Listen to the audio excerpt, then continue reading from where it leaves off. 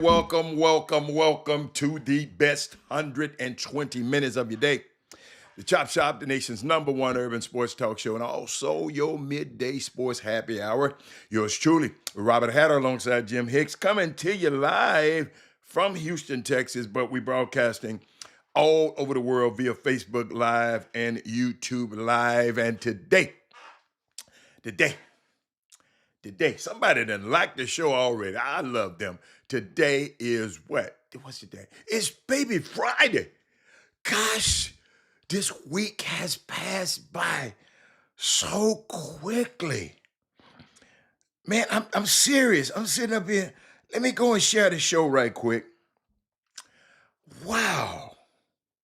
Let me see who the first person on the show. Somebody gave me a thumbs up already. I don't know who it is.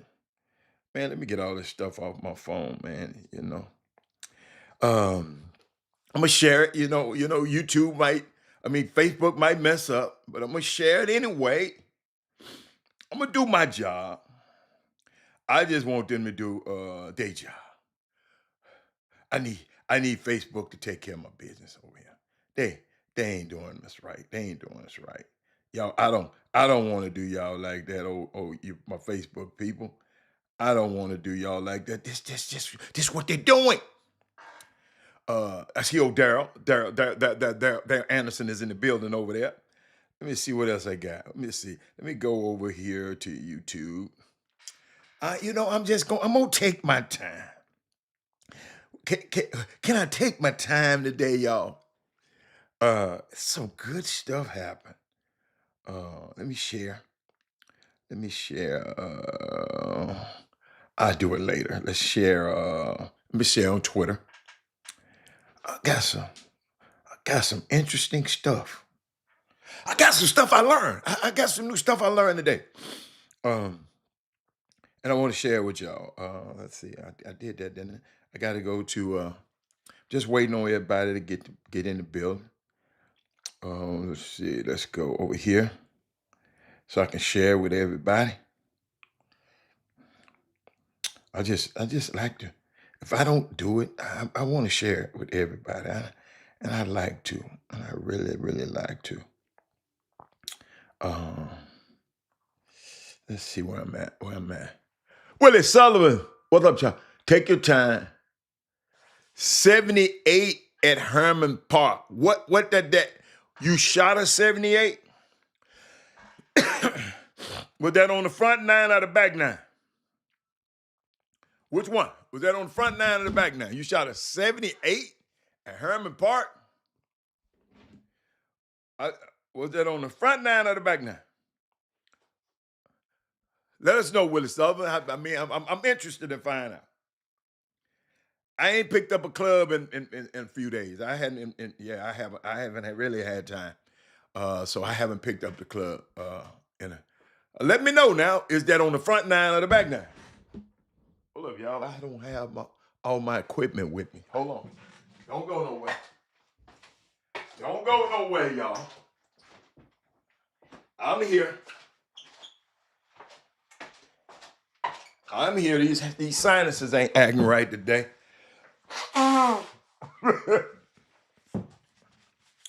Great job, then. Great job.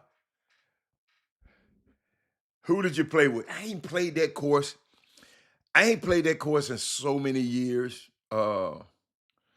It's just too crowded. It's always too crowded, and I just never. I don't play that course. I don't know why. And I know with the game I got now, I could play it pretty good. I just hadn't played that course. That's a good one, Willie Sullivan. I haven't played this course. Let me see. Did I get everything shared? Just make sure everybody's. Did I share? Trying to see. It seemed like I didn't share it with somebody. I don't know who. I don't know who it is. I feel like I haven't. I see the Facebook is still up. Let me see the Facebook people still Facebooking. It's still on. I can't believe it. I don't really know where to start today. Yesterday, Brandon Weefall, were you at the end of yesterday's show? Um, let me know who was all at the end of yesterday's show. We got some people. I don't see. Look here. I see 4 people. What? 3 people on here, but I see 8 people is watching. Everybody give a thumbs up, but I can't see. I know some people hiding. For whatever reason you're hiding, okay, it's okay. You might be in the witness protectors program. I don't know why you'll come on a space like this. You just don't want people to know you're there. I got you. I got you. I got you. I got you. But at least share the show with somebody. Don't just come and get all this good information and then and keep on going. You feel me? I'm trying to see where I want to start. I really game last night. Something weird about that game last night. Was it just me? Something weird about that game last night from the beginning. I knew that they wasn't gonna let the Spurs go up 2-0. I just knew it. I don't know. And I ain't trying to be no conspiracy theorist. I just knew. Brandon Weefall, what did you think about your job versus your work? Because everybody been calling me, just blowing me up about it. I wrote some on that a long time ago, Brandon Weefall. And because I was talking to my kids, talking to my son and my daughter. And I wanted them to understand the difference between a job and your work. It's a big difference. It's a big difference. And we're gonna talk about a little bit more about it today. I got to finish it up. I'm gonna recap, then I'm gonna finish. But I'm glad you were here. Share the show. I sit there and watch that game last night. It wasn't just y'all. Was it just me? That game was weird. Something about that game last night that I was watching it, and the game tonight, then people put, somebody gonna call me last night. Brandon Weefall. This Negro gonna call me last night. Talking about, man, you got to have some pride about yourself. And you got to sit down and guard somebody. You were talking about James Harden. You got to. Chad, you picked a good day. Chad, you got. I got you, Weefall. I got you, baby. Chad, somebody called me last night, and I didn't get a chance to get in his. He had to go and do something. But I had him on the ropes, and he said, I got to go do something. He called me back, but I was on a conference call. I couldn't get back on the phone.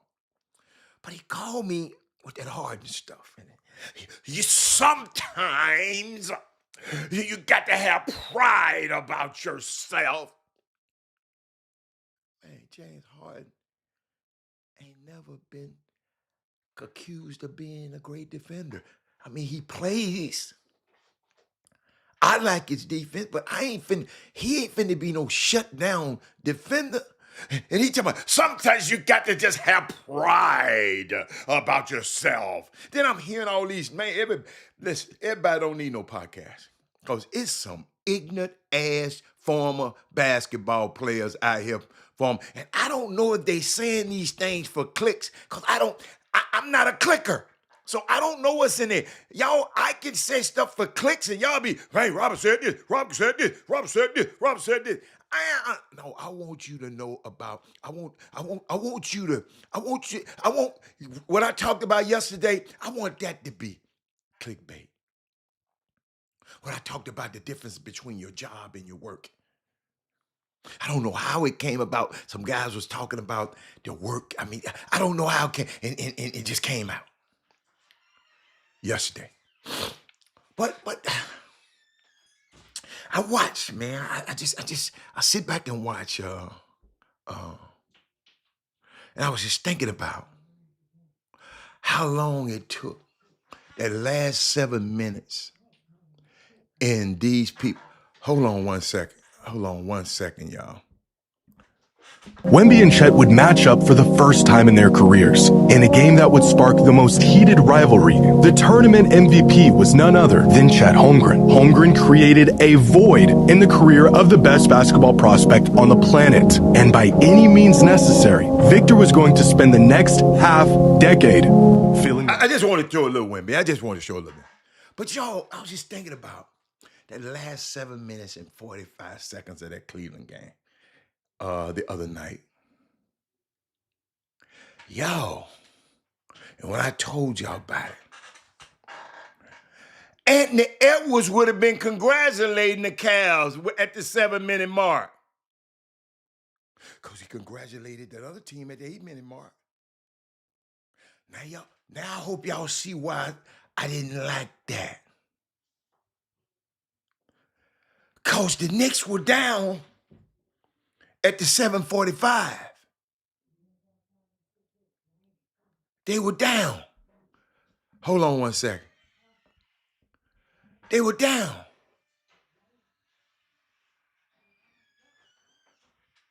And Anthony, did anybody ever, did anybody piece that together?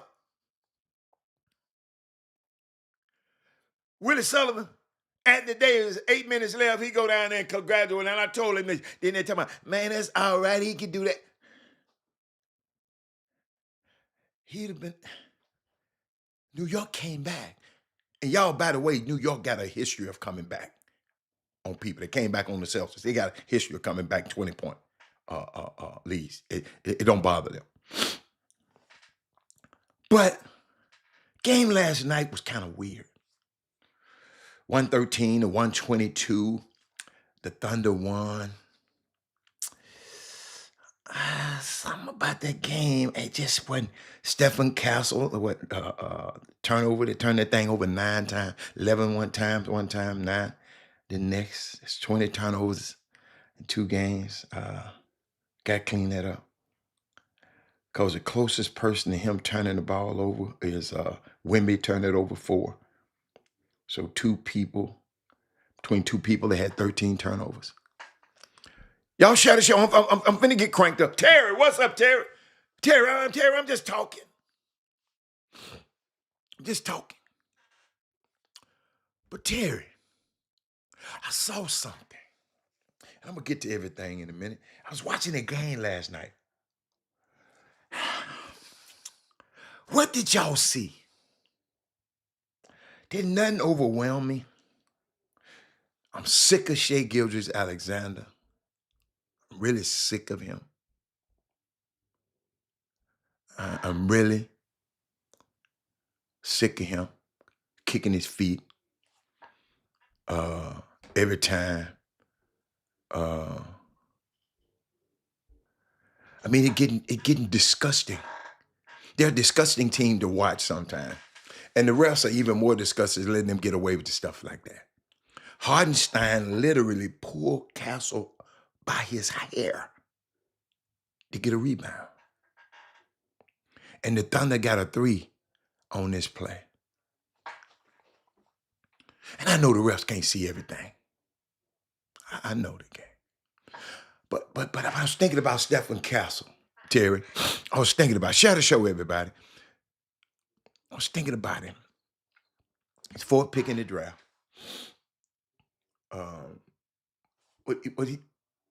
Who draft was he in? Let's look at that draft. Let's look at that draft. The Stephen Castle draft. Let's look at that draft. I didn't plan to talk about this. That's why the Stephen Castle draft.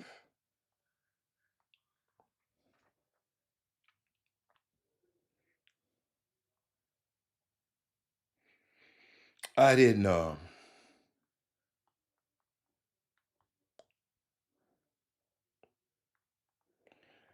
didn't prepare for this. I just want to look at something because I just want to make sure. Um, hold up. I want to go backwards. I want to. I want to go. Now we ain't talking about Reed Shepard. Melvin, dude, I got something for you. You stay here, cause you and your post, I just don't even understand what you. I don't understand what you be talking about. So you got to explain your post, cause you. I just we're gonna dress you. We're gonna dress you in your post. But that particular year, Zachary Richarche. No. See y'all think I'm talking about Reed Shepard. No. See y'all don't know where I'm going. Y'all don't know where I'm going. I talked about that yesterday. But Zachary Richarche was the number one pick. Alec Sarr was number two. Reed Shepard was number three. Stephen Castle was number four. Ron Holland was number five. Tijan Soulin from France was number six. Donovan Klingler. This just wasn't no good draft. Donovan Klingler was number seven. Rob Dillingham was number eight. Zach Edey, terrible ass, was number nine. Cody Williams, can't play dead, is number 10. Now, Bucelis, number 11, he can play. I like him. Nikola Topic, I mean, he kind of got messed up a little bit. He ain't been able to play. He had cancer. I think that's the kid had cancer. Devin, 13. Bub Carrington. This is a terrible-ass draft. Khalil Ware, number 16. Jared McClain can play, number 16. I'm sorry. Dalton Connect. He can't connect. Tristan De Silva. All right. Jacoby Walter. All right. Jalen Tyson, number 20. Jerron Holmes got hurt in the first year. A.J. Johnson. Keyshawn George. Dylan Jones. Terrence Shannon. That was a terrible-ass draft. Isaiah Collier, Baylor Shireman, Ryan Dunn. That was, did y'all hear that draft? Zachary Richarche at the Atlanta Hawks. Boy, that draft, y'all. Now y'all see why I don't get too excited about it. Like they talking about this gonna be that deepest draft. This NBA, man, this NBA is different. But when I thought about Castle, and I was wondering, I know he got to be coachable. He played for that crazy ass man up there in Stores, Connecticut, Bobby Hurley. I really don't know how he got drafted behind Reed Shepard. I would have liked to been a fly on the wall in the Houston Rockets workouts. Let's see how this workout goes. And as you're watching Stephen Castle and you're watching Reed Shepard in the workouts, how do you pick that guy over this guy? Dad, I'm just talking about Stephen Castle right now. I'm watching him last night. I'm just watching him. In the Rockets workouts, how do you pick? We sitting up there. We the scouts and we the GMs and we the coach. We. And I sit up there and say,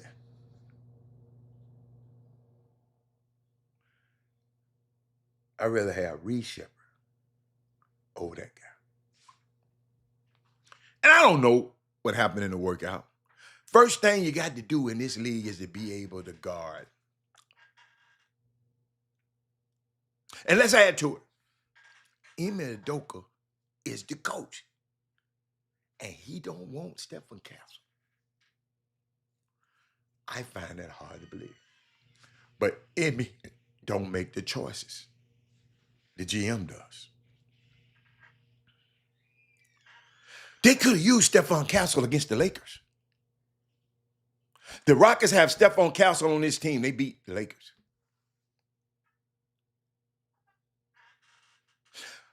Y'all, I'm about to say something. I think if they had drafted him, they wouldn't have had to get Kevin Durant. I know. Robert, that's blasphemous. I know.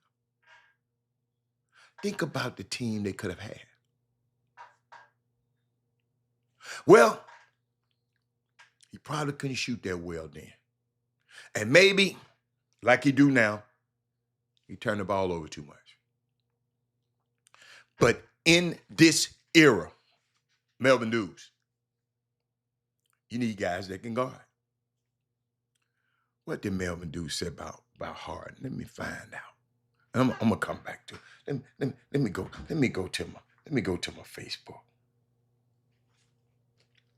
Let me go. I want. You know how I am. I'm a nice guy.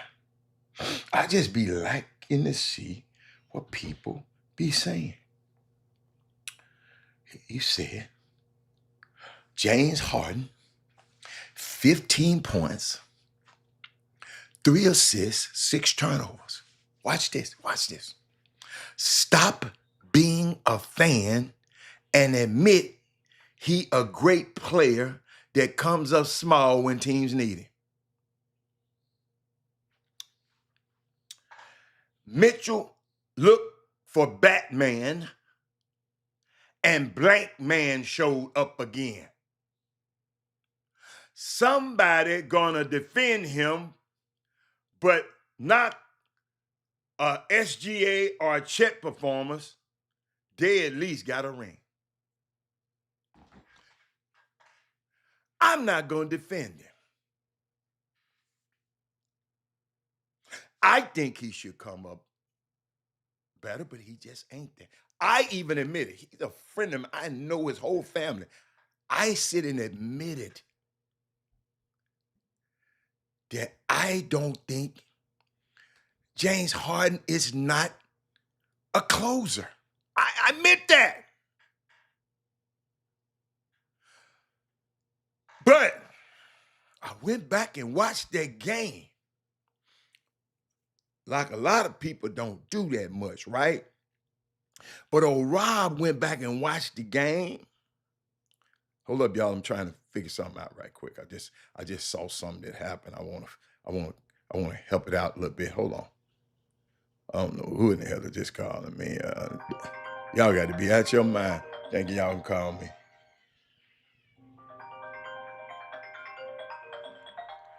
Get that shit out of there. Whoever them people are, I blocked them. All right. But hold up. Let me find something for you. Because I like to be fair. But I like to give context. I really, really do. And a lot of people just be out there talking instead of giving context. But then a lot of people just don't care about context, and they just want to say something on their Facebook page. And guess what? That's their prerogative. But if you put it out there in public that I can see it, can I talk about it? But I sit back and I'm gonna come to you in a minute, just a minute, Mr. Dews. But let me stay over here with my young man,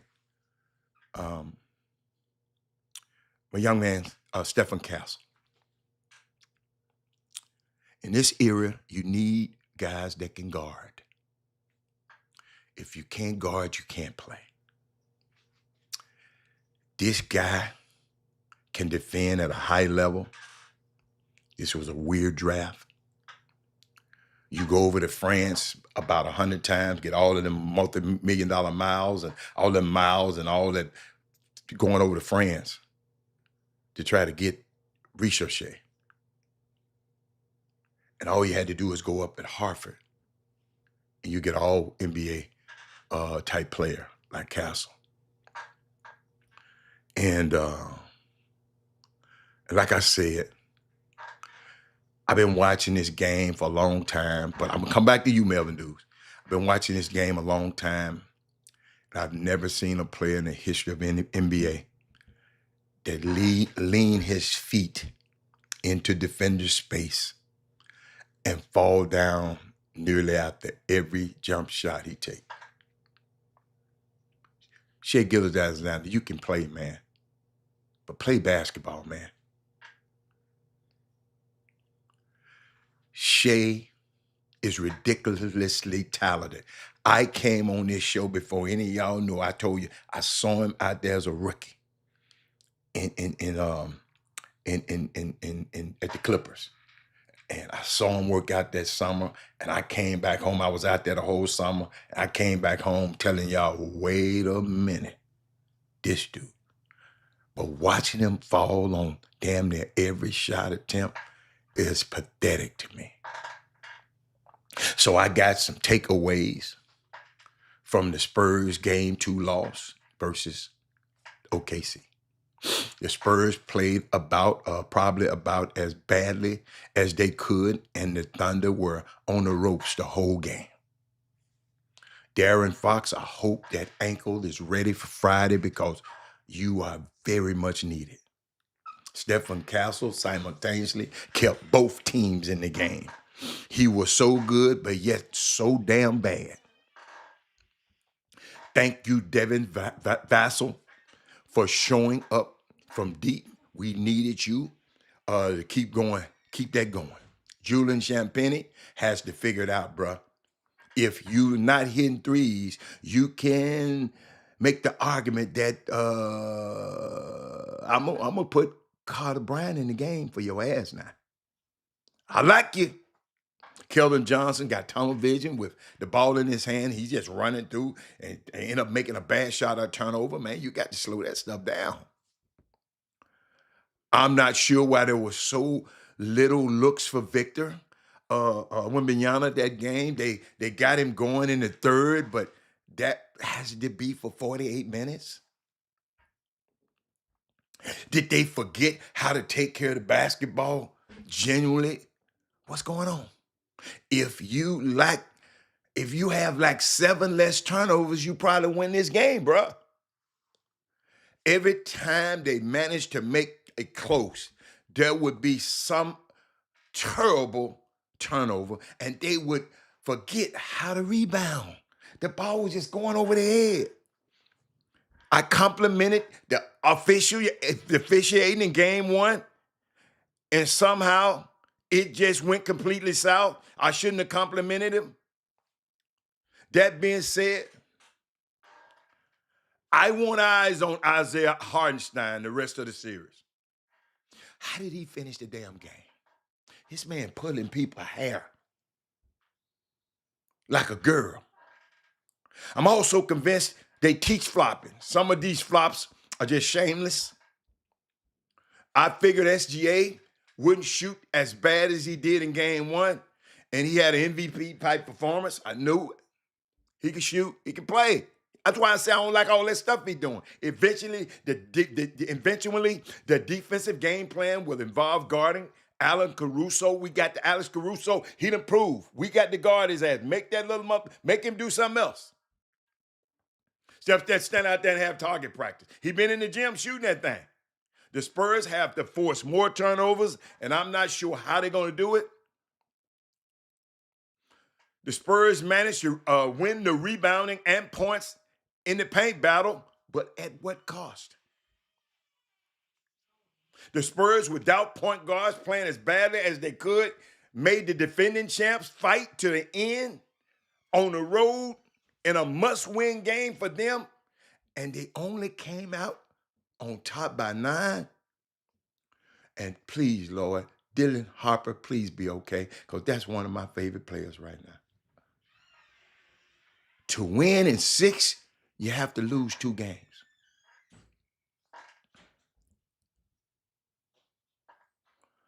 Casey Wallace is balling. See, every championship team has connectors that have stretches like this. He get deflections, catch and shoot threes, hustle plays, contagious energy. This is the Drew Holiday, the KCP, the Shane Battier, the Caruso, the Bobby Porters, the Bruce Bowen types that are necessary to win championships. But now, let's get back to my homeboy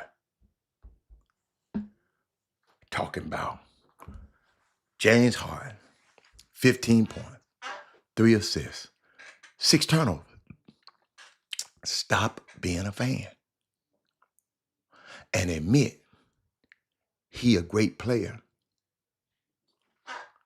Admit he a great player that comes up short. That's what I've been saying. He's a great player. John Stockton was a great player. Charles Barkley was a great player. He came up short. Karl Malone was a great player. He came up short. History is full of players that came up short when their teams need to win. Then you made a mistake and said, Mitchell, look for Batman. Mitchell on this team is supposed to be Batman. He's the focal point of this team. And you said blank man shows up again. Then you said somebody's going to defend him. No, I'm just finna give you some facts. You ready? Jalen Brunson, and to my partner who I talked on the phone last night, this for his ass too. Jalen Brunson, thank you, Draymond Green, for this information. Jalen Brunson, living on an island, and you guard him. That's just not something that you can just let happen.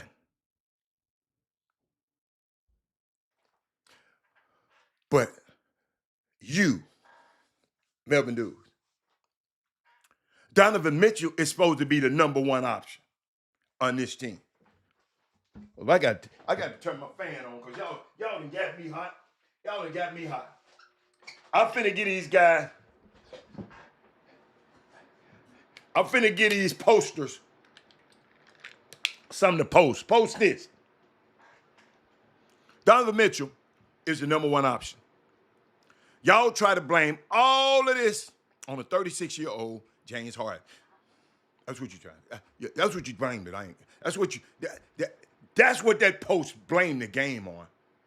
36-year-old. All right. The third or fourth option on the team. Okay. It's okay. And I wish I could show y'all this because for some reason, the NBA won't let me put it on the screen. I wish I could. So, Eric Boone, y'all got to just visualize what I'm talking about today. Especially you dudes. I want you to visualize this. Because I went and watched the game, in which I wish I could show you, but with that, like I said, with this new TV deal, the NBA ain't playing about their product. The reason, Melvin Dews, the Cavs got the lead in the first place because of the coverage they were playing on James Harden. James Harden was gravity. 2 to 3 people went at him. Go back and watch it. I wish I could play it. I'll show it over and over and over and over and over to you. If you that sorry, ain't nobody. See, if you knew anything about basketball, you would understand that's value right there when the other team commit 2 to 3 players on you. That's called gravity. That means somebody's open. The coverage they were playing on James Harden. They didn't leave nobody out on the island. None of their defenders on the island while James was guarding. They had people everywhere James was. They were doubling him every time they doubled him. and he made the play. He found his teammates. They at some time with the 3 ball, Sam Merrill would slip out and get a wide open shot. That's because of the gravity of James Harden. These points are generated by him. We got to look at the game a little bit more. You got to look at the game, man. Boy, I wish I could show y'all this. Sometimes the Knicks would blitz James super high, and James would do what he was supposed to do, split defender, get in the lane, and make the little floater. He didn't hit it all the time. He got to hit that thing, though. Floater hard to make. You got to be a floater out. You got to be like Kyrie. To me, the Knicks were, to me, were overreacting to James Harden. I'm sitting there watching them. They were overhelping. James passed it out. Dennis Schroeder hit a corner in the 3. Opposite, on the other side, James got the hockey assist. But y'all don't see that. You'll come on here the next day and say, 15 points. You ain't talking about that. They don't count the hockey assist that he had because the gravity came toward him. Hold up. But you post James Harden, 15 points, 3 assists, 6 turnovers, stop being a fan and admit. You stop being a hater and admit. Because I'm giving you instances. You just gave a post. But watch this. But there was a point where the game took a turn. Donovan Mitchell, to me, has always been one of the best players at catching the ball and creating off the catch. Catching it. Y'all, at one point, he crossed Mikal Bridges up and got into the lane. Instead of shooting the floater, he decided to kick the ball back to James out of bounds over James' head. But Melvin Dukes ain't said nothing about that. Melvin Dukes ain't said nothing about that. When Donovan brought, hold up. Then James said, here, man, Donovan brought the ball up. Landry Shamet was giving Donovan Mitchell all the problems in the world. Melvin Dukes ain't put that in his, he ain't put that in his, for some reason, he act like he can't attack Landry Shamet. Half of y'all don't even know who Landry Shamet is. Landry Shamet made him feel so uncomfortable in the second half. James said, here, man, it's your time, and skip the ball ahead so he can go up there and go to work. See, you should want to put Jalen Brunson in an action and attack him because he can't. Y'all talking about James a cone. Y'all talking about James can't. Brunson ain't guarded nobody yet.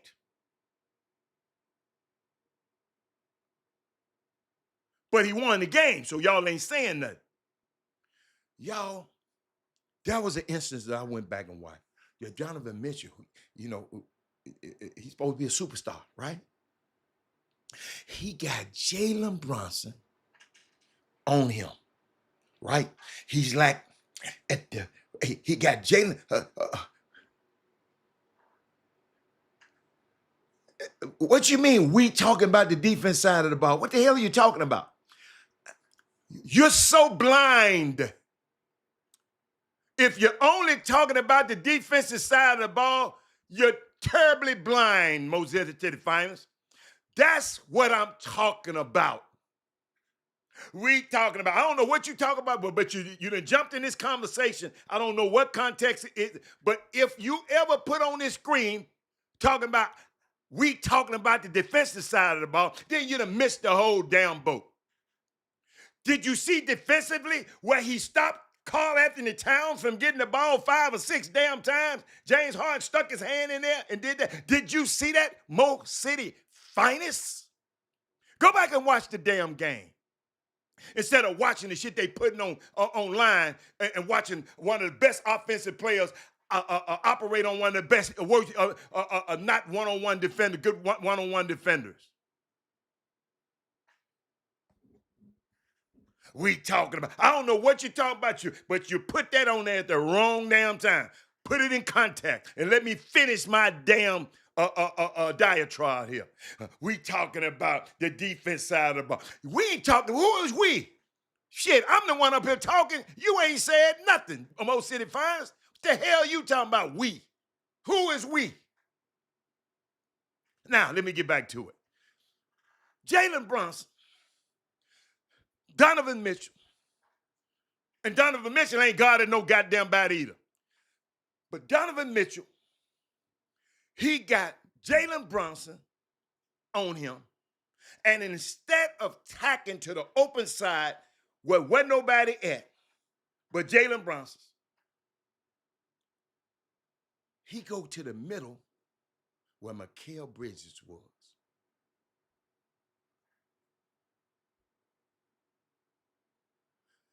And why did he do that?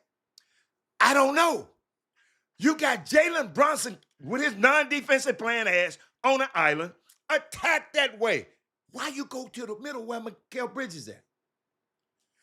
I know, so maybe you can pass the ball back to James Harden like he did, so he can bail them out at the end of the clock.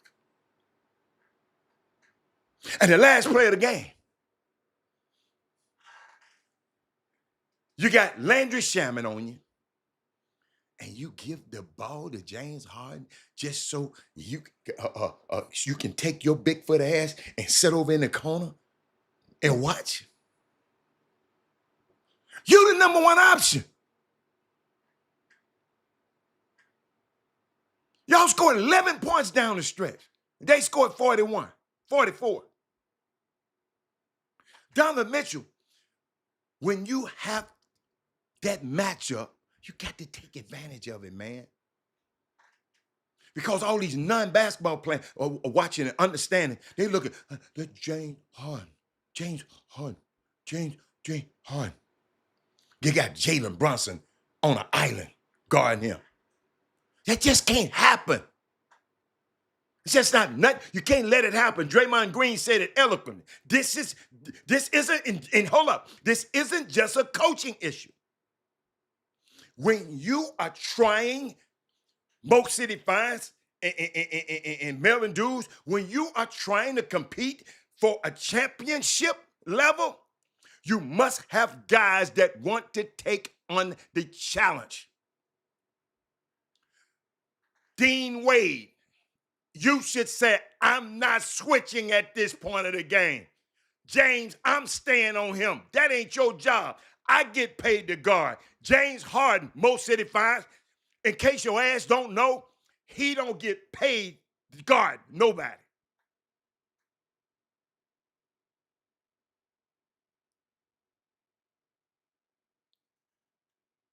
You got to say, I'm not switching at this point. Let them set the screen. Don't switch. Because the screens was weak. Let them set the first screen. Don't switch. Don't switch. Let them set the second screen. Don't switch. They want you to get James in that action. Don't switch. Fight through it. Now, as opposed to Jalen Brunson getting a switch with 19 seconds left on the shot where he can just dance and dance and dance, now he gets the switch with 6 to 7 seconds on the shot. Now you can go into your defense and react and get into your rotations. And not letting him just dicing James Harden up like that. That ain't James' job to guard the best player on the damn team. Since you want to inject something, talking about, we talking about the defensive side of the ball. You got guys in there that don't really want to take this challenge. Dean Wade. They don't want to fight through the screen and say, that's my matchup. I want to stay on this guy. That was not James' man to guard. Mo City Finest. Melvin Dews. Guys simply don't want to win. They don't want to win. I'm just telling you, they don't want to do what it takes. Do your job. That's not James' job. And all y'all talking about coaching high school basketball, coaching these kids, shit, y'all don't know. Do your job.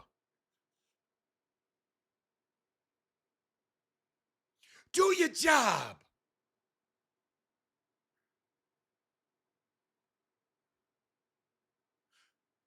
And when I watch this and people calling me talking about, you got to have some pride, and James got to sit down and guard Brunson.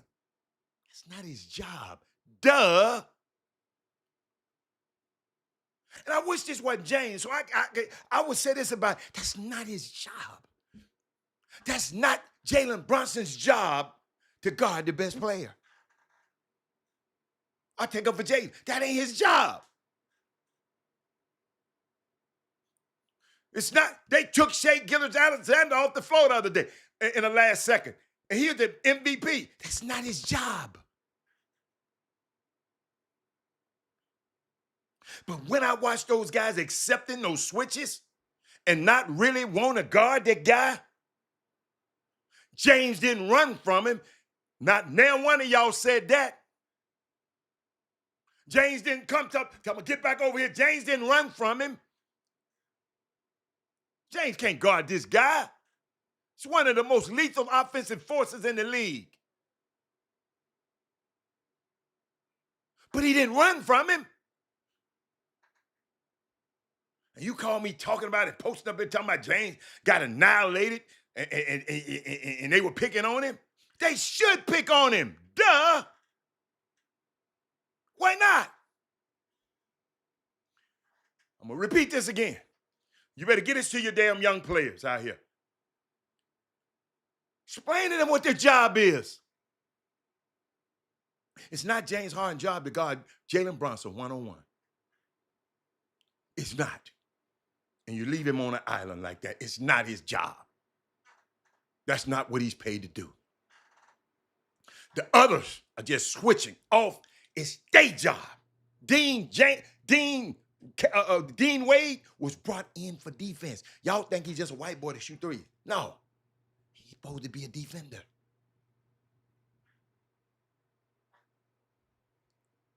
And y'all just be listening to these talking heads on all of this.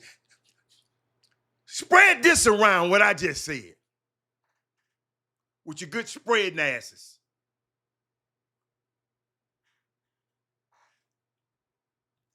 See what else I have to say.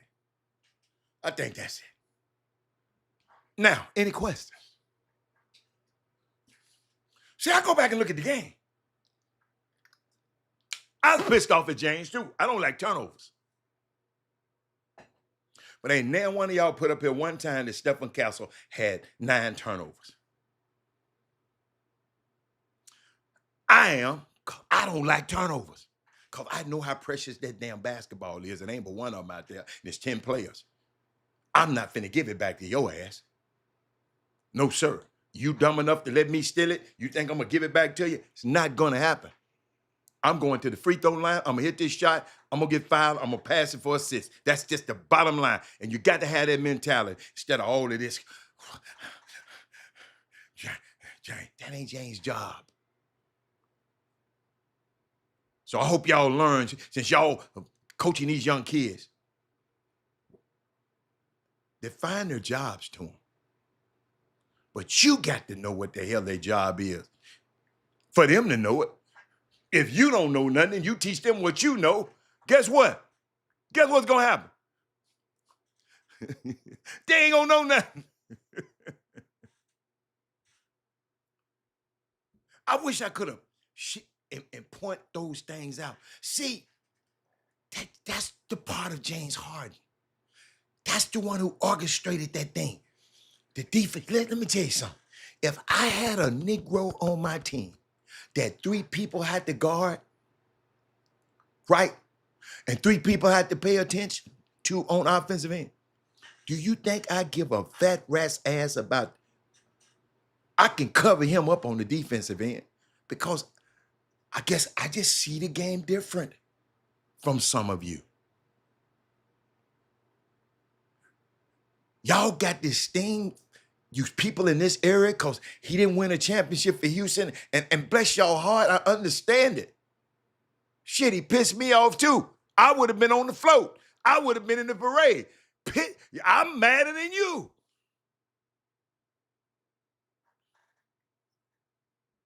But I look at the game of basketball and I happen to just look at it. I just look at it through a different lens. Not to say y'all can look at it y'all way. Y'all can be right in y'all way. I just give you another way to look at it. I went back and watched. And then you said Donovan Mitchell was looking for Batman. You had the whole damn analogy messed up. Donovan Mitchell wilted in the late games, in the late game. But guess what?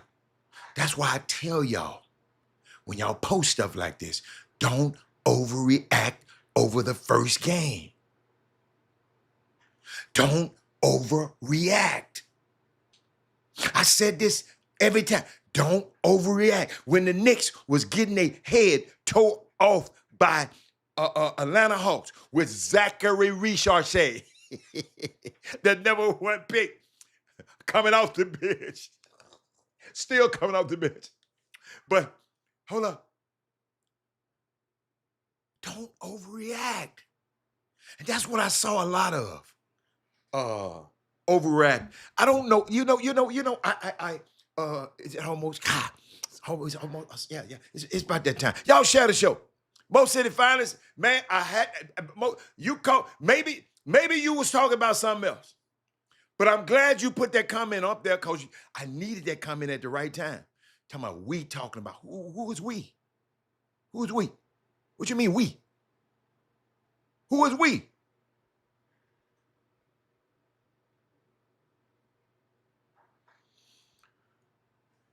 That man said McLaughlin's number was called and he answered. Yeah, he was all right. Y'all, I'm gonna forever be connected to that young man, Joy McLaughlin. I'll never forget. I give y'all this story, then I'll go into what I want to go into. But it's unique. I reminded my son last night. He didn't like it. But when my son was getting recruited, ladies and gentlemen, I want y'all to hear this. I want y'all to hear this. When your son is being recruited, if your son is on one of these trips, going to be a portal guy, going for the portal, remember these people got a list on their wall in their office about the guys. If you don't bite, the next guy gonna bite. If you don't bite, the next guy. But I never forget Jordan McLaughlin. He's a real smart kid. The coach was waiting on him to make a decision with school. He was the first choice over Robert. Him, then Robert, right? My son. So I didn't know that at the time, but I didn't care. Coach got his plan. I got my plan. Parents, y'all got to hear this. Parents, they stopped calling Robert. When folks stop calling you, that means they looking elsewhere. I was smarter enough to know they were waiting on somebody else. So what I did was, I said, okay. Columbia, Princeton, and all these people been calling. So I said, look, when Columbia plays, could go to New York, they play against Cornell at Columbia. So I got Robin and his mom. I didn't go because I knew what I wanted him to do. Robin and his mom went to Columbia, right? Official visit. They flew up to Columbia, and guess what happened? They sit right behind Columbia's bench. Ladies and gentlemen, in the layup line, when the guys were waiting, I'll get a call, and I'm getting ready to watch the game. I get a call from the associate head coach at Cornell. So what's up, bro? I said, what's up? He said, are you here? I said, no, I'm not in town. He said, well, I see Rob and his mom. I said, yeah, they there visiting Columbia. What's going on? I said, you haven't called him. I've been calling you. I said, no, you got to call him. You haven't called him. So guess what? They serious about this right here. What did they offer you? What did they do? What did they do? I mean, the game is about to start, ladies and gentlemen. I said, Coach, I'm going to do you a favor. I'm going to do you a favor because I like you, Coach. I said, ain't nothing going to happen. If you notice, I'm not on that trip. So ain't nothing going to happen. But what your ass better do, you better get on the phone and call that mama and get him and Robert up there, and you go up there and close that deal. I didn't have to go no more. See, me and Robert went on an unofficial to New York because we went to see the Knicks play. We went around New York, and then I took him up there, and I saw what he did to them dudes. You know, when you go on campus, you get to play. I don't know what they're doing now. You go on the campus. Robert wanted to, he said, Coach said, you got your stuff? He said, yeah, I'm ready to strap up. When we went on down to visit, he went to go to work. So y'all got to be prepared. But these the things, these college coaches, it's recruiting plans. You got to have your plan. So guess what? Robert, the mama went up there on the visit. Robert called me. Said, what you want to do? Robert liked Cornell all the time. He liked the players. He didn't like the players at Columbia. He didn't like them. He liked the players up there. I never forget when I went on the trip with him, me and him went up to Cornell. And I never forget this. My life flashed before me. I'm riding down the street, and I see my little boy walking down the street with the teammates, with future teammates. You gotta understand, this kid ain't never just spent a night away from home without his parents. You don't go spend the night over people's house. But he, up that night, walking down the street, I was in a rental car. I guess he didn't pay attention. Well, I passed right by. Me and Coach, I was in Coach's car. Me and Coach passed right by because we had went to eat. And I just saw him walking down the street. My whole life passed in front of my eyes. My son, he grown up. They're going to a party, whatever they was doing. And I'm saying, wow. So I go back to the room. I go back to the hotel room. And I couldn't really sleep, but I fell asleep. And I kept waking up, and he wasn't back. You know, usually when we go on trips, I'm at the All-Star game, or Super Bowl, whatever, he in the room. He stay in the room. I'm waiting on him to come back. This particular time, it flipped on me. I'm sitting in the room waiting on him to come back. I ain't gonna lie, y'all, I was nervous than a hook in jail, a hook at church. I was nervous because my son, he don't stay up like this. But finally, you know, he creeped on in there. I looked over there, I ain't said nothing, I just went on. Then I can go to sleep. But I'll never, ever, ever forget that story. But ladies and gentlemen, you have to have a plan. I was smart enough to know if he ain't calling you, they doing something else. So you got to do something else. Okay? So when you proactive, you go do something else, you make them pull the trigger. And Jordan McLaughlin wind up shining their ass anyway and went to USC, and Robert wind up being the starting point guard at Cornell. I never forget it. And somebody probably needed to hear that story because, you know, don't panic. Don't get mad. Well, Doug didn't rank me right. Jimmy didn't rank me right. That's the problem. No. You go have a plan. If you ain't got no plan, email us, chopshophtx@gmail.com.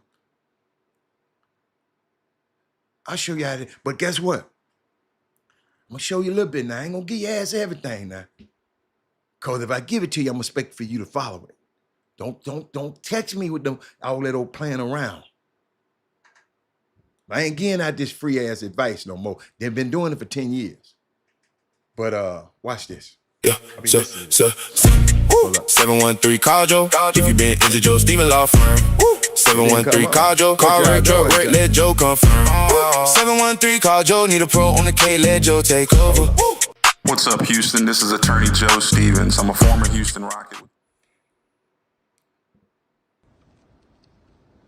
Yeah, so, 713 call Joe. If you been into Joe Steven Law Firm. 713 call Joe. Call Rick, truck work, let Joe confirm. 713 call Joe. Need a pro on the K, let Joe take over.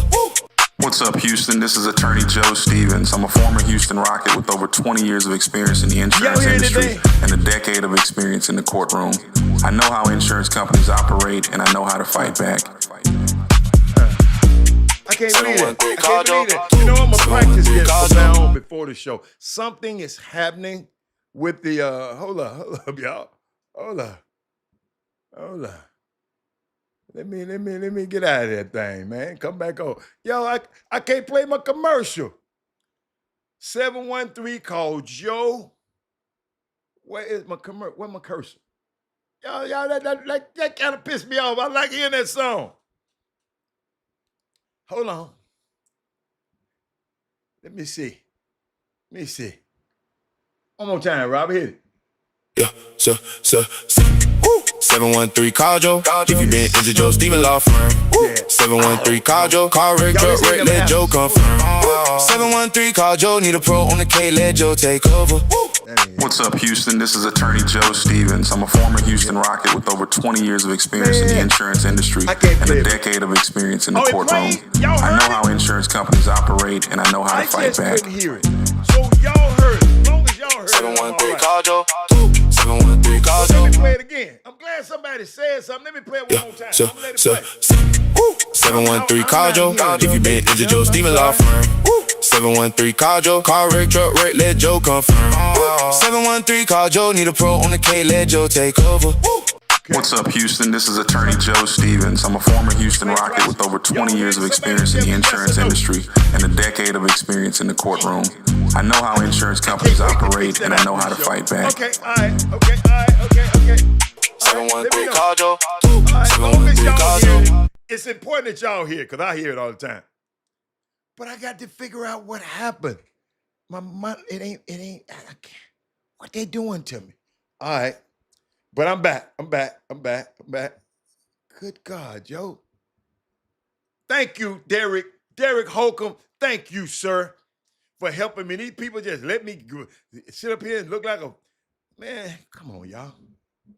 Come on. I still want, y'all know I'm messed up now, because I got to get my back on game, because I hate stuff to mess up. But I saw something, and that is Moody. I need somebody to help me, because they was giving me this information. But they was telling me about in the Chicago Bulls drafted this guy in 1968. He drafted him again in 1969. Twice in 2 years. The same franchise that would later draft Michael Jordan reached down into Harlem and called the same name twice. And twice this dude walked away. I'm telling y'all, I knew bits and pieces of this. The kid they wanted was 6'2", and had been clocked by Sports Illustrated as maybe the fastest man in college basketball. I'm waiting on y'all. I'm waiting on somebody to hit. Somebody hit the button. Somebody hit to tell me what's happening. He could have been the point guards the Bulls build around. He could have been the face of the Chicago franchise a decade before Jordan had got there. Instead, he became a heroin wholesaler. The federal government built a case around, 11 years in federal prison, 2 separate convictions, a reported $400,000 a week at his peak, had a Rolls Royce before he had a driver's license, a diamond encrusted crown that by his own count cost more than most Harlem's brownstones. And then when the prison gates closed, look at that boy, look at that, that is Moody with his good Googling ass. Oh, look. When the prison gate closed behind him for the last time, he came back to Harlem and started coaching high school basketball. At a private school on the Upper West Side. Won a state championship in 1995. Won another one in 1988.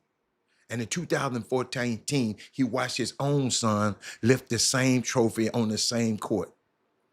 This is Richard Pee Wee Kirkland, the greatest point guard who never played in the NBA, the Harlem millionaire who got who got a federal case, the convict who scored 138 points in a single game inside the federal penitentiary, and the grandfather of street basketball who somehow walked out the other side.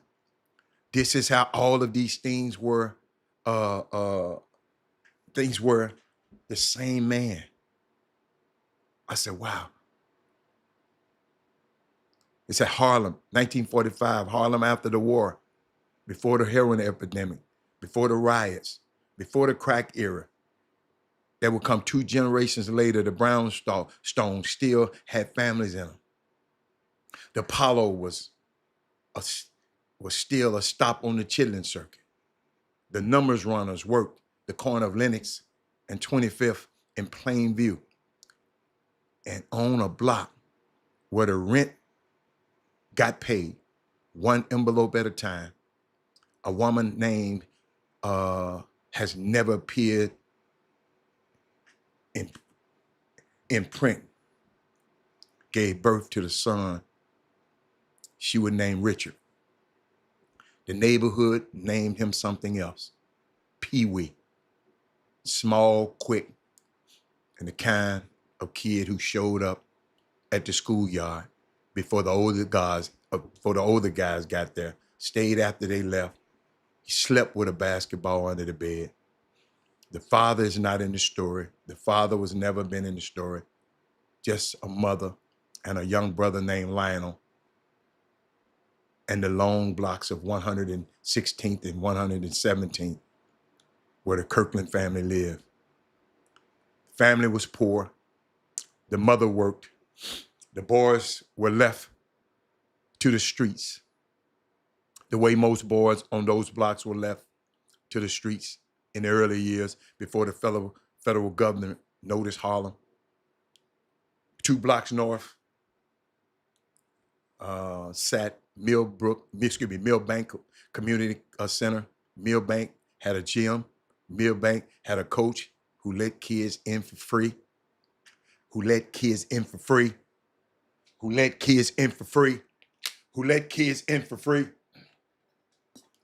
It don't happen no more. Millbank is where Pee Wee Kirkland learned to handle the basketball the way other kids learn to read. By the time he was 12, the older guys at Millbank were already talking. By the time he was 13, he was getting beaten in pickup games by men. He was getting beaten in pickup games by men twice his size and learning how to win. Anyway, Richard Pee Wee Kirkland. I did not know that story, ladies and gentlemen. I'm 1 day years old. I knew of him, but I didn't know of this. Daddy Smoothie said, I was told about that story. Lou Alcindor was drafted in 1969. That was unique, man. When I saw that, I said, wait a minute. Yeah, but you know what, y'all? I was thinking about Chicago Bulls. I'm going to stay here. Because 2 weeks ago, the Chicago Bulls hired their new executive vice president. And his name is Bryson Graham. He's a brother, young brother. I don't know much about him, but Now I see how he got that job. That is Moody. I see how he got that job. He introduced something called slap. Anybody know this story? I didn't talk about it much last week, and maybe I should have. His name Bryson Graham. He introduced something called slap. Size, length, athleticism, and physicality. Philosopher for drafting and team building.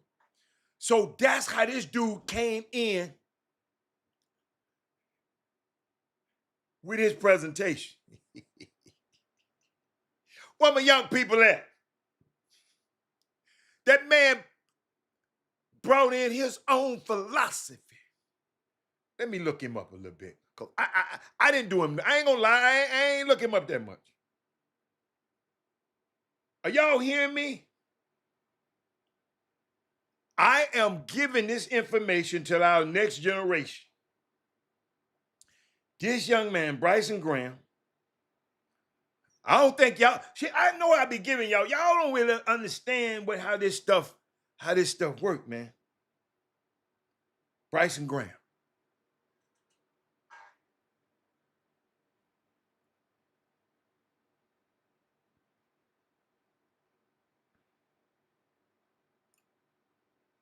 Bryson Graham. Let me look him up. Bryson, come on, Brian. Give me some Bryson Graham stuff. They just talking about they hired him. Let me read what ESPN said about him. Let me read it. But see, I didn't know. I didn't know about slap. Man came in with his own system, y'all. Y'all playing around. Senior vice president. He was at Atlanta. So Bryson, what the hell you doing? My question with that is Moody. Watch this. Chicago Bulls are hiring Atlanta Hawks senior vice president Bryson Graham as their new executive vice president of basketball operations. But first thing I'm gonna ask him, how in the hell did you use slap when you got Zachary Richarchet? See, y'all, who thought of that? Y'all see what I'm saying? Y'all need to share this show. Oh my God, think about this. That's the first thing Graham, who spent 15 years in New Orleans, terrible, rising from an intern to a general manager for the Pelicans. Pelicans ain't never won nothing. I like to see him fail up like this. At least it's one of ours is failing up.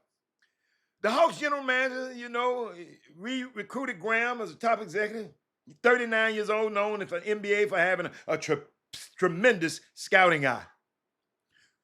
But didn't you scout Zachary Richarchet, who I just got through talking about?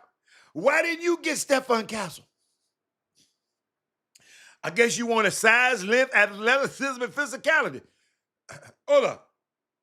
Don't Castle have size, length, athleticism, and physicality? Hold up, y'all. I didn't know I was gonna go here, y'all. Y'all put me in. Y'all share the show, cause I need somebody else to help me. Hold up. His draft track record includes finds such as Trey Murphy, good find. Herb Jones, good find at 37. Got Murphy at 17. Dyson Daniels, great find at 8.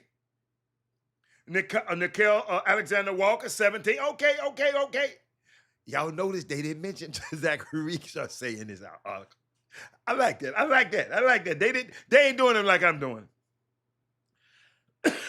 Okay. I like that. Okay. Let me see.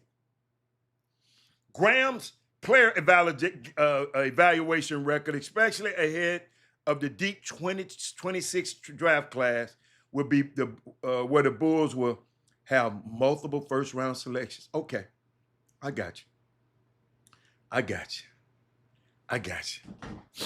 But y'all, is this the first time y'all heard about slap?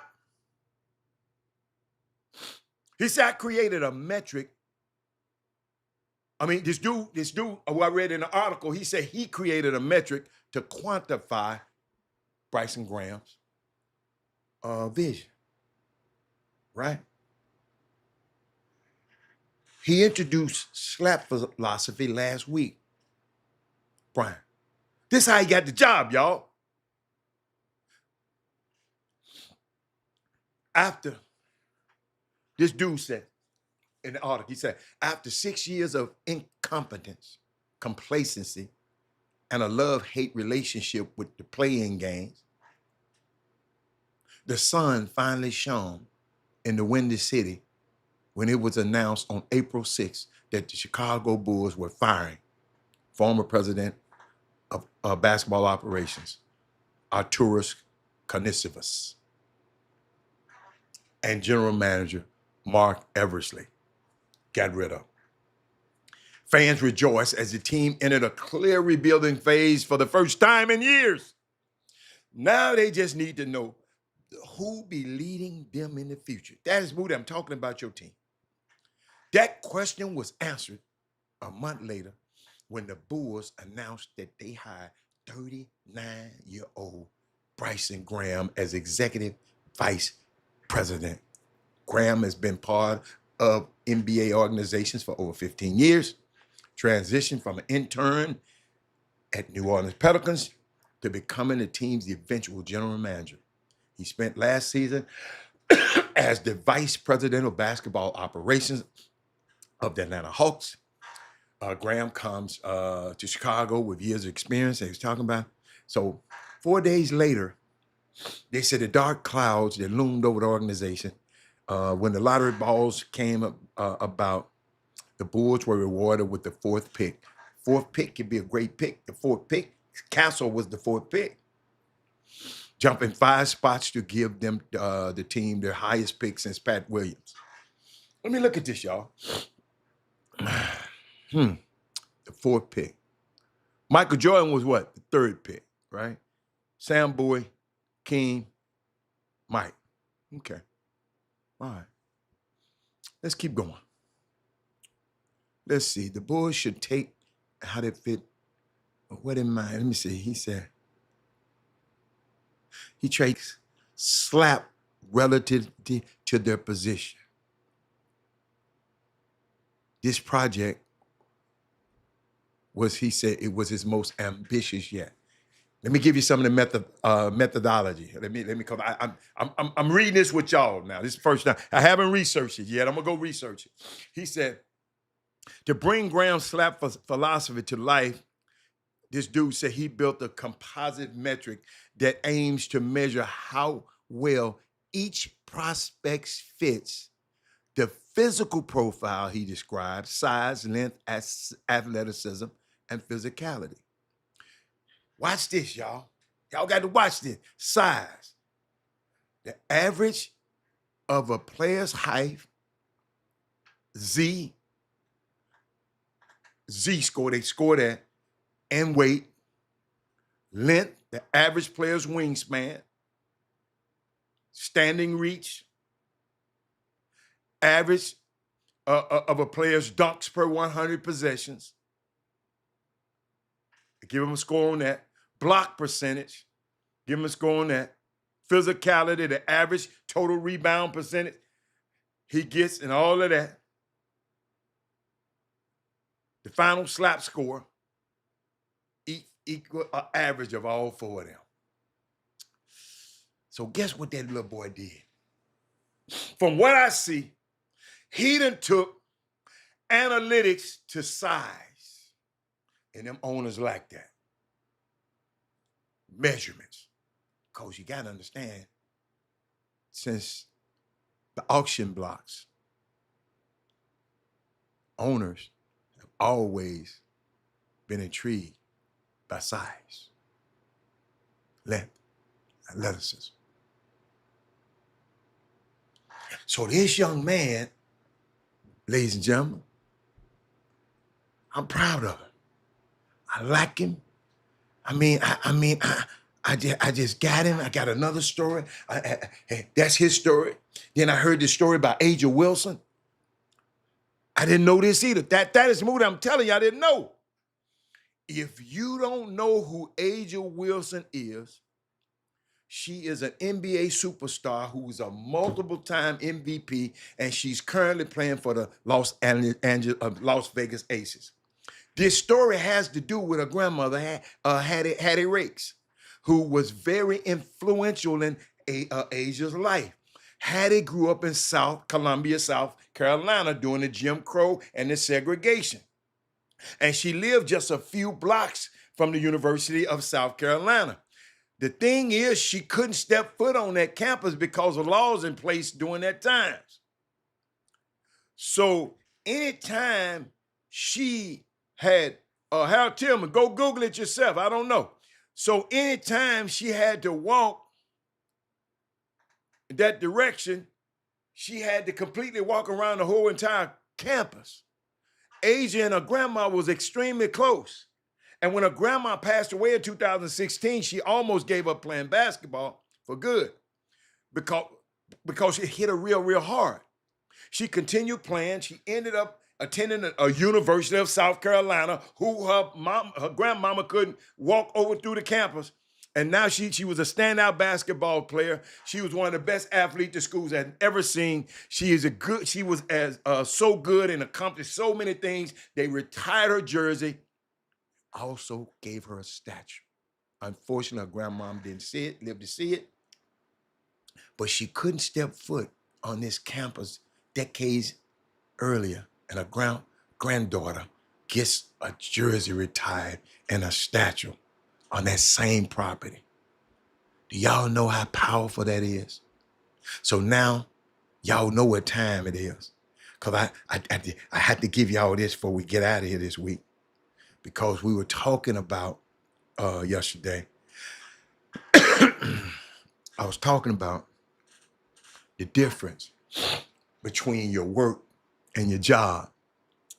I saw Doug Jones came on and was talking about, I hope he come back on today, because I got to finish it because I wasn't finishing. Because the reason he don't mind being in them gyms, because that's his work. He loved being in gyms, watching your kids, and watching basketball and evaluate basketball. That's his work. His job would be if somebody had hired him to do something else, but he was good at his work, that gonna make him good at his job, right? So we was talking about it. And what I was trying to do, get people to think beyond your job. You know, because most people are depressed when they get fired.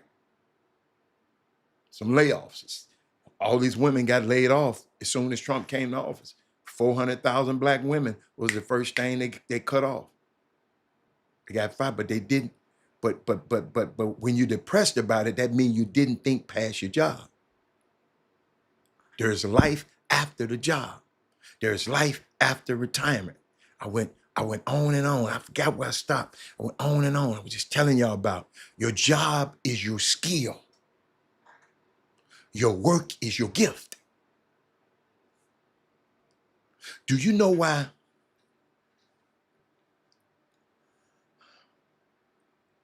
You know why when people let you go during a crisis? Because your skill comes a dime a dozen. I know some people right now being laid off. AI is laying them off. They let people go during a crisis, some companies. Some companies right now just can't hit. They just laying people off. The Portland Trailblazers just laying people off.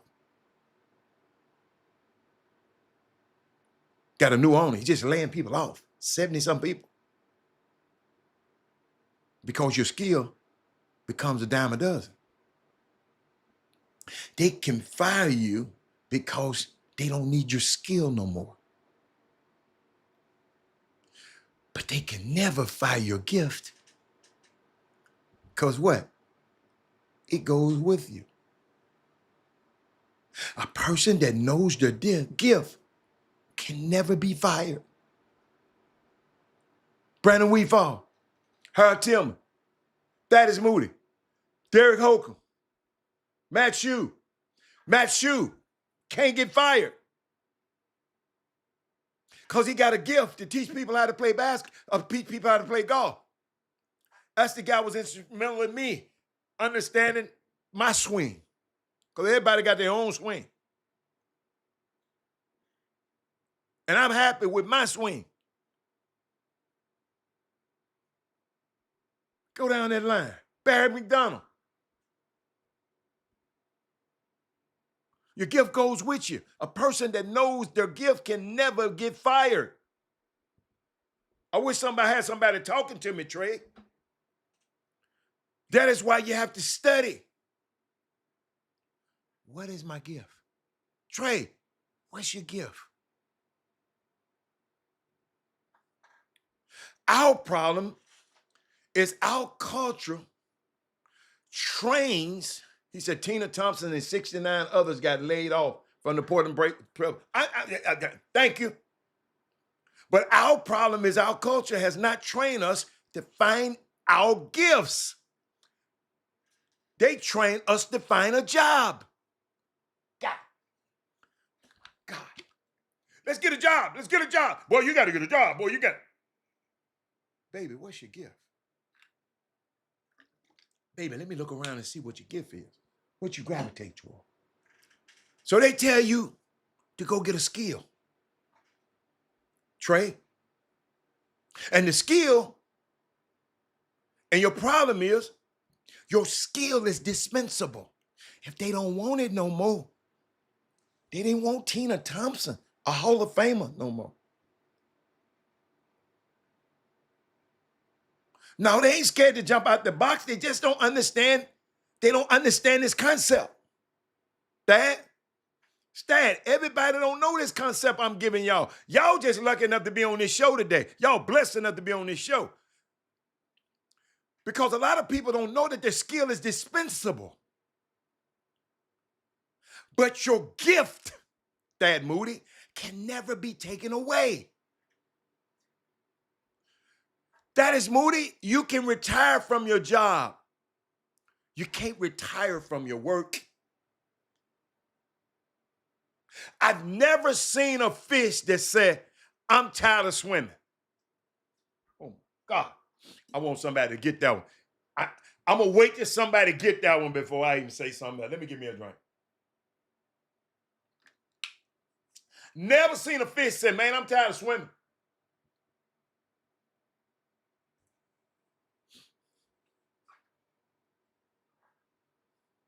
I never seen a fish say, man, I'm tired of swimming.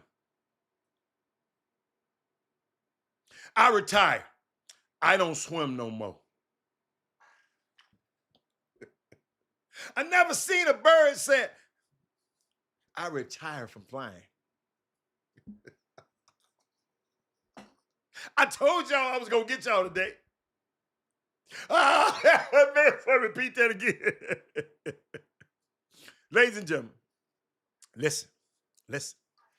You can retire from your job, but you can't retire from your work. I never seen a fish that said, I'm tired of swimming. I retire. I don't swim no more. No, that's your work. You can't retire from it. If you don't swim, you dead. Never seen a bird. If you don't fly, never seen a bird say, I retire from flying. I've never seen a seed retire from bringing forth fruit. Bringing forth a tree. I'm just finna retire. You never retire from your gift.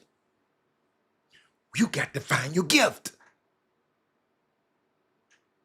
You never retire from your gift. You can retire from your job now. Lakeisha, you can retire from your job, from your skill. That man said, I was blessed to be born into a family who understand entrepreneurship from grocery stores to funeral homes. Yeah, you blessed, Doc. You blessed.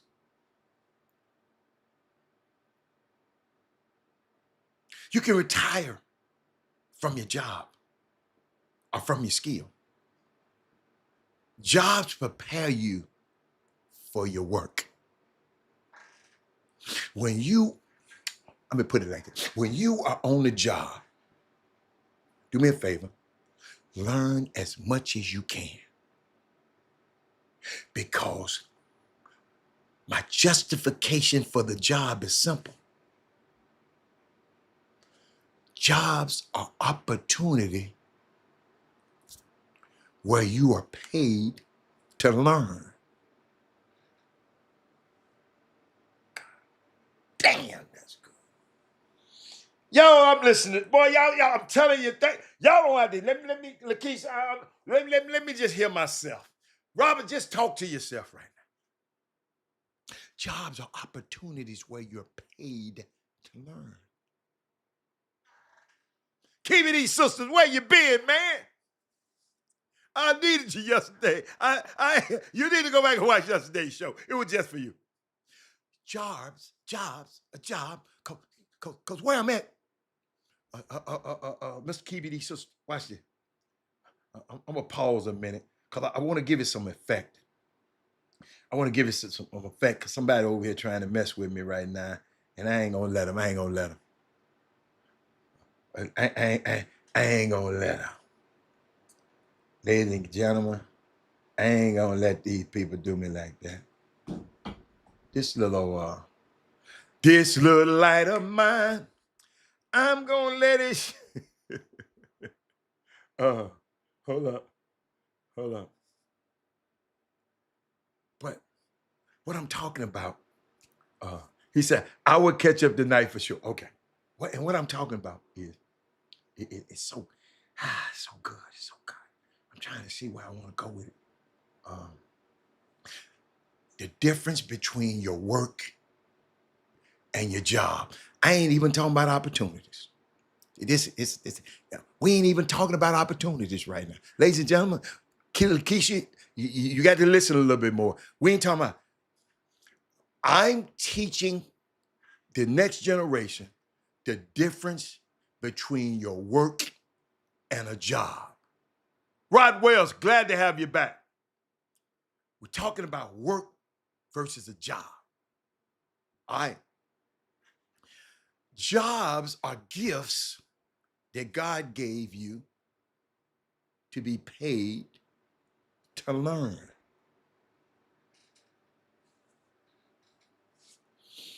Sometimes they're not going to give you money. Sometimes it's just not to give you money, it's to give you relationships. Darabon. So don't always go for a job because of money. Because jobs are temporary. But your work, who you are, is permanent. For the rest of your life, I could never be poor again. I could because I discovered my gift.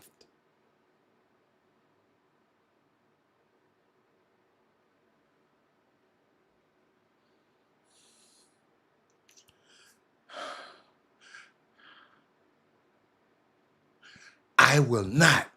That's why I don't get up in arms about what's going on in politics.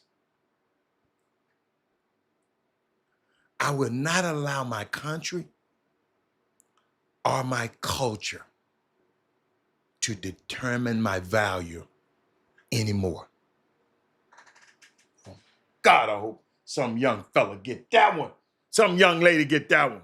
I will not allow my country or my culture to determine my value anymore. That is Moody, you gonna understand that one. No one will ever determine how much I'm worth anymore. You can never retire from your work. You can retire from your job. You can never create. You were never created, y'all. I help y'all to stop working. What is work? Work is becoming. If you stop becoming, then you stop existing. Whoa! Your girl wrote a book called Becoming, didn't it? Let me repeat that again. You were never created to stop working. And what is work? Work is becoming. And if you stop becoming, you stop existing. Oh my God. Find something you love to do all your life.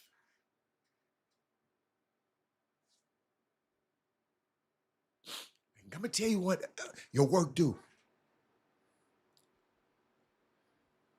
Your work protects you from your job.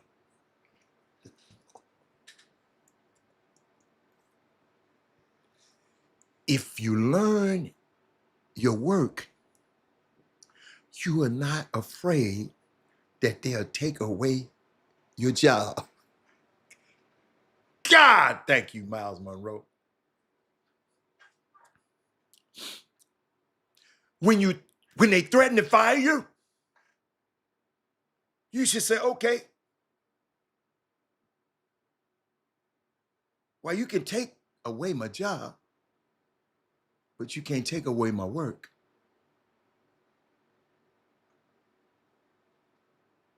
You can take away my skill, but you can't take away my gift. You can take away the activity, but you can't take away the ability. Ladies and gentlemen, your gift is more important than your skill. Think beyond your job. Told you, most people are depressed when they get fired. But you tell them, man, it's life after your job, baby. There's life after retirement. Rod Wells, you retired. And guess what? You living your life. It's life after retirement. You doing the things you love. Believe me, nothing is more dangerous today than retiring. Every job is temporary. They'll tell you bye-bye, but life goes on. Hold up, we got somebody say, hold on, let me, hold on. See, I knew I need to talk about this today. Hold on, somebody's saying something. Hold on, somebody says something. I'm retiring from my job next week. I've been a kindergarten teacher for 29 years. Hold on, baby, hold on, this for you. I might can't hear it, but I hope y'all hear it, because they ain't playing it on my side. That's just for you. I'm retiring from 29 years.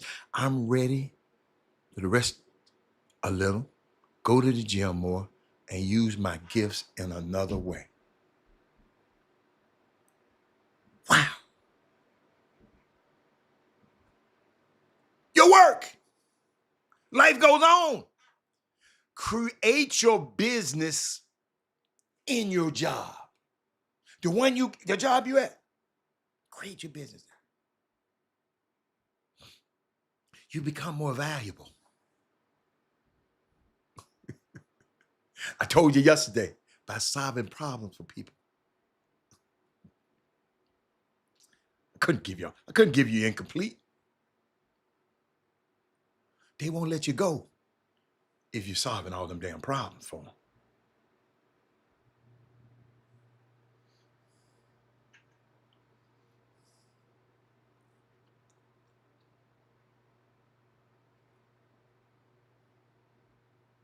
They'll keep you. They'll keep you. They'll keep you solving problems. You let go. Now, hold up now. You be let go if you start causing problems. Let your ass go. But you know what? Somebody just told me, Rob, you got to share this. You got to share this, Rob. Let me see. What I'm looking for.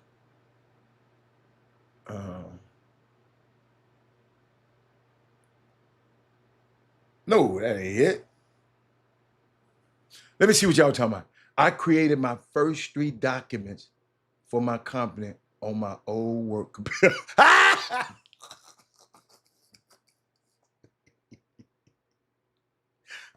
I love this. If you are solving all the problems, but man, did you hear what that man just said? Y'all don't understand, man, how good this stuff is. Hold up. I'm looking for something. This, they trying to stop me from doing it. Don't look for a job, look for a problem. I'm talking to my youngsters, man. Grown folks, I love y'all too, but it's for my youngsters.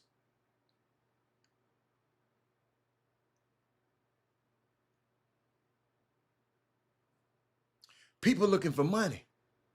Don't look for money. Look for a problem. Solve problems, you get paid. I know y'all should be sharing this show all over to everybody you even think about knowing. There's a difference between your job and your work. Big difference between your job and your work. Never confuse your job with your work. Why? Your job is what they train you to do. Your work is what you were born to do.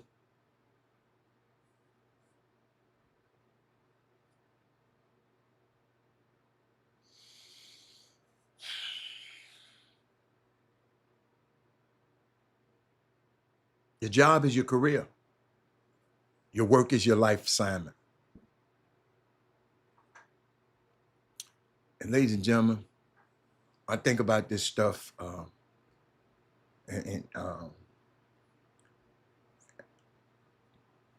you know, my sister is not feeling well. And there's a big difference between being employed and being deployed.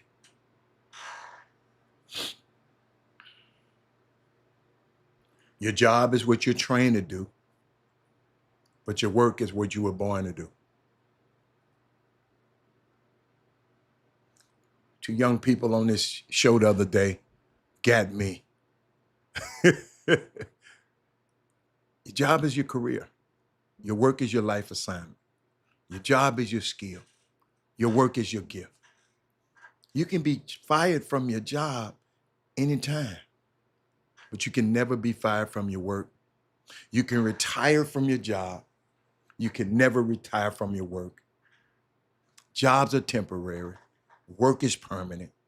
If you lost your job today, the good news is you haven't lost your work. Can I tell y'all this story? Boy, I'm glad today. It's Baby Friday.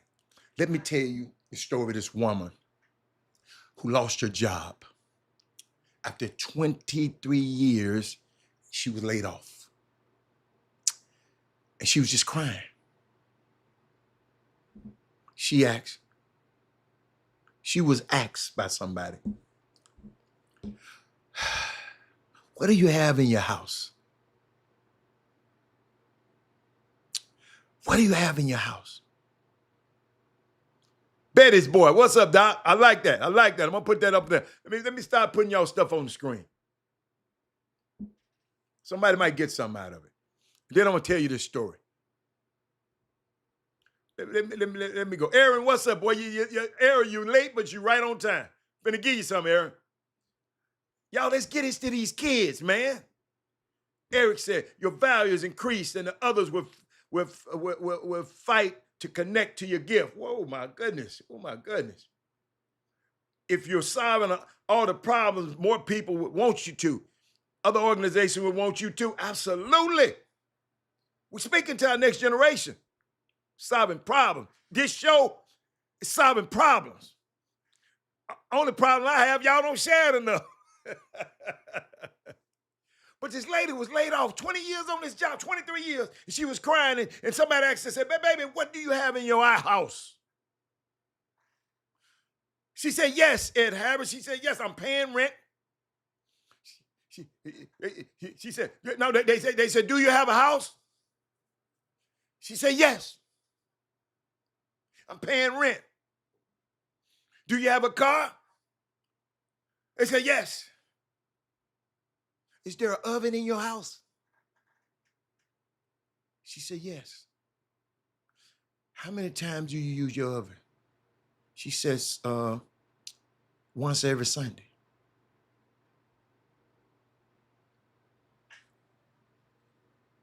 Her problem wasn't a lack of a job. Eric Harrison, and Aaron Wilford, and Betsy Boy, and Kiwi D Sisters, and who always listening on here? Matt Kajor. Ooh, that was a good one. Baby, I'm sorry. Lakeisha, Dara Barnes, Rod Wells. I'm talking to all y'all. Her problem wasn't a lack of a job, it was a lack of thinking.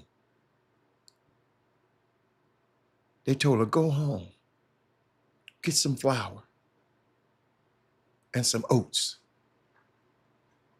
Go to your oven and make some cookies and turn your oven into a production center.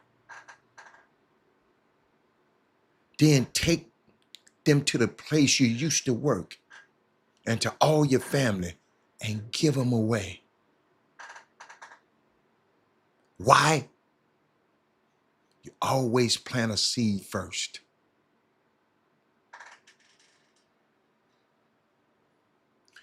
Then when they want some more, you simply bake some more. In 6 months, this woman ended up with a cookie business.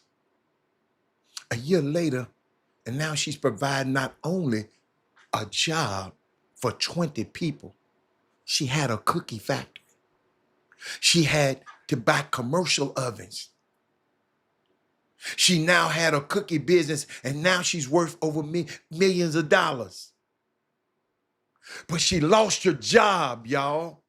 But she never lost her work.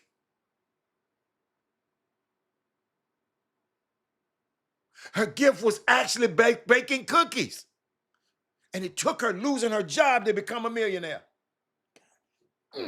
Oh, my God. How many more minutes I left? 12.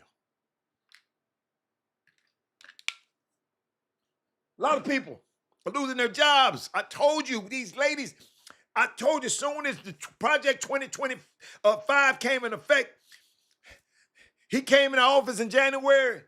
By April, the man laid off 400 black women. Ed?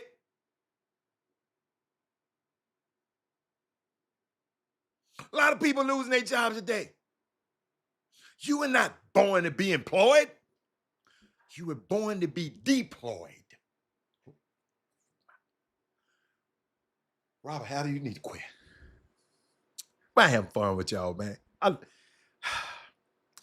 And when your job becomes more important than your work, you better never lose their job. What people have done in life is they actually live for a job and they never find their work.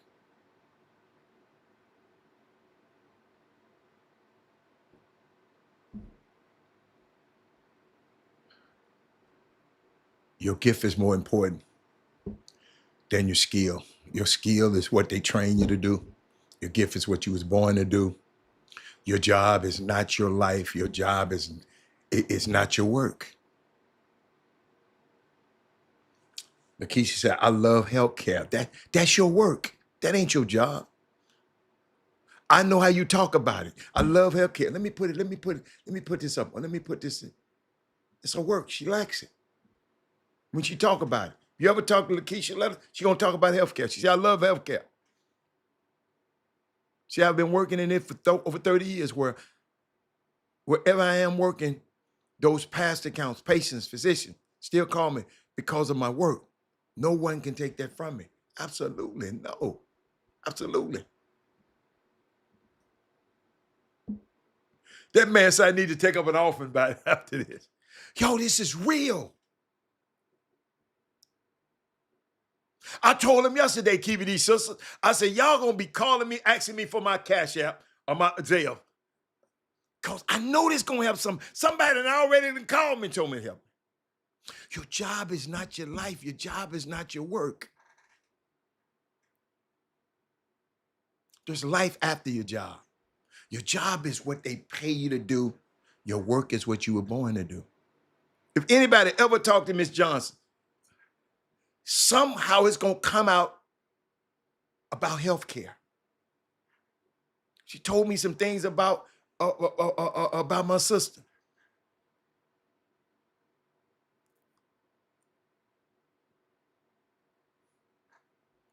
Listen, and if you lose your job,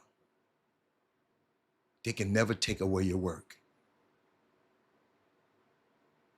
Your work is what makes you prosperous because your work is your gift. Don't ever forget that.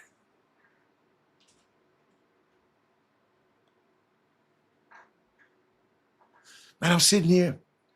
I was putting this stuff and writing it down and was talking to a ghostwriter, and she messed me up. She said, "No, dude, that's a whole nother book."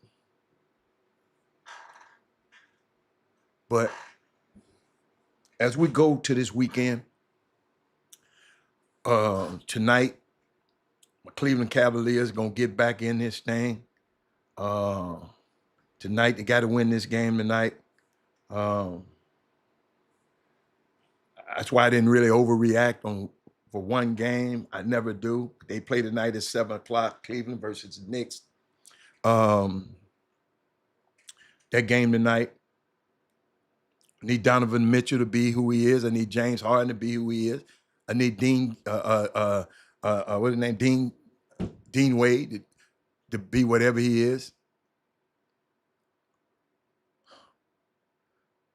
But I'm afraid when I think about us over the weekend, I think about us, I'm afraid that most of us on this feed are going to add to the treasure and the wealth of the cemetery. And it makes me sad.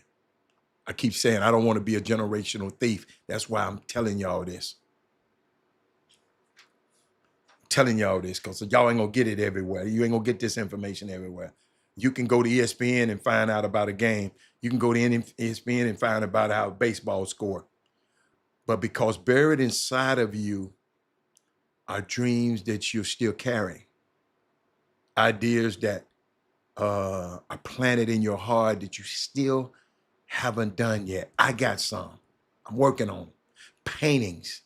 You've been planning to paint. Books you've been thinking about writing.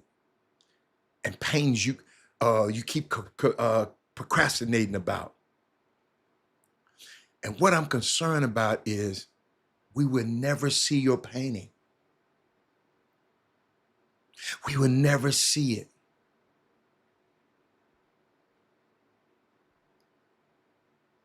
I wouldn't blitz Bronson the whole series. KBD, so I wouldn't do it. Then he'd be ready for the blitz. If you know somebody, if don't do it constant, you're ready for it. Because I remember a blitz is a gamble. I'd love to coach against you. I told you that. A blitz is a gamble. Sometimes when you gamble, what happens when you gamble? You lose. The reason I changed courses, y'all, so y'all don't think I'm crazy, he put a blitz Bronson all series and make the others show up consistent. Bronson got some others, man. Bronson got Karl Anthony Town and OG Anunoby. Bronson got some dudes, man. Always remember when you blitz somebody, something is open. Wherever you blitz somebody, something is open. But let me get going. I want to give you this information. Because I just feel the reason I talk like this, the reason I give you this information is because sometimes we'll never hear your song. Some of y'all got some songs in y'all. Some of y'all used to sing. We'll never read the book.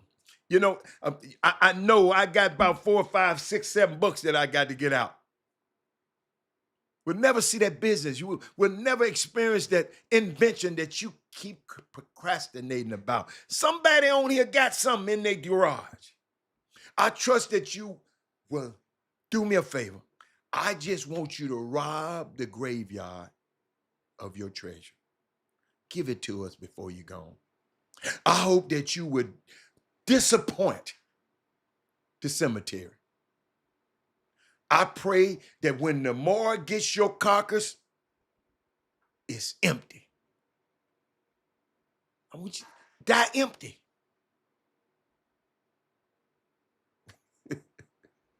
It's real. Just thinking about this. Because every morning, everybody in life starts with the same currency. 24 hours. At the end of the day, they all end up different because of the way they use their currency in their 24 hours. I spend 2 of my hours with y'all. So I got to make sure I'm giving y'all something. I'm spending this currency for a reason. That's why I tell you to share the show.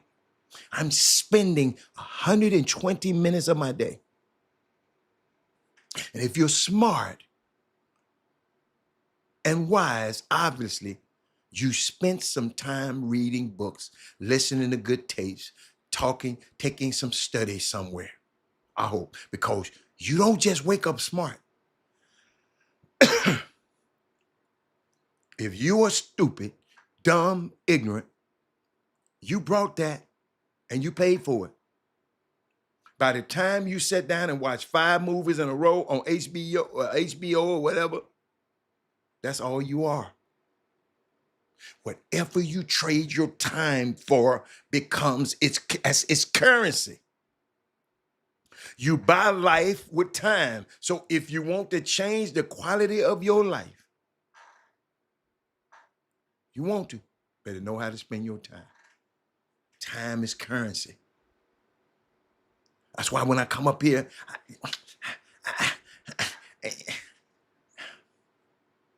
I got to give it to you. Can't be playing around with y'all. Y'all time valuable.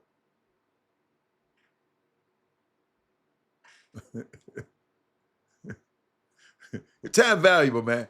But I've had fun this week. Come on, James. I just need you to. James, you give me 3 turnovers tonight, you win the game. You give me 3 turnovers tonight, I give you 3, because you just too loose with that thing, man. You ain't got that thing on no string, James. I'm talking about James Harden, y'all. You ain't got that thing on no string, man, like you used to. You used to have that thing. You be dancing. What you doing, James? You're dancing in one place. You got to get your herky-jerky back in there. Wherever you go, every time you dribble, it's got to be going somewhere. You standing there, right there. Ain't nobody got to do. They just standing there. Every dribble got to be going somewhere so you can move that guy. I know y'all saying, well, what is he telling me? I'm watching him. And y'all watch it tonight. I'm out of here. Man, I got through a whole nother week, man. Hey, wait a minute. YouTube on Facebook lasts the whole time today? Wow, it's getting better. Evidently, they're doing something behind the scenes. I told you it wasn't me. They're doing something, but I got to figure out why my thing wasn't working today. I'm mad about this. Kibby, he said, hold up, let me get my guy said. He said, I say this to encourage someone. Unemployment is capitalism's way of getting you the plan of God. Oh my goodness, I like that one. Let me put that one on the screen. I like that. This old guy appreciates your encouragement of words you share with us. Travis, keep working. Status, you know I'm going to keep working, baby. I'm going to keep working. That is Moody. We gonna change some lives around here. That is Moody. We gonna be all right. Y'all notice I ain't been doom and gloom. James Amaro, I ain't been doom and glooming about that Trump stuff, man. Let me tell you something, Trump. Let me tell y'all something. Y'all remember this. Man, we done lived through Reagan and all of them riding that. They was riding. Nixon was riding. All of them. Go, let me go. Let me show you so y'all just don't understand. All of them presidents was dead riding.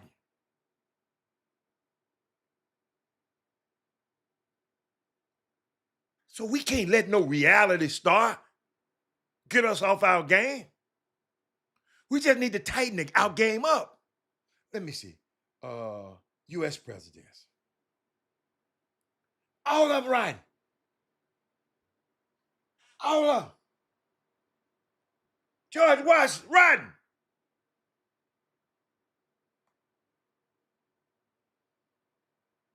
All of them. John Quincy Adams, William McKinney, Theodore Roosevelt riding. Woodrow Wilson riding. Warren G. Harding riding. JFK riding. LBJ really riding. Nixon super riding. Gerald Ford riding. Jimmy Carter was the only one I was said not riding. And my man, Barack. Reagan riding. Bush riding. Bill Clinton riding. Other Bush riding. Yo, we all right? But we got to start doing stuff a little bit better. They want us focus on sports. Let them have this. We're going to focus on sports. That's what I love about this show. We're going to focus on sports, but I just wish I could just get us all to move at one time. I'm preparing us because something going to happen and something going to come across this airwaves that all of us need to move immediately. And I'm just getting y'all ready for it, okay? So I'm out of here. She said, everything we've been through, we got through. That's right. I'm out of here. I'll see y'all on Monday. I'm out. Let me hit that button.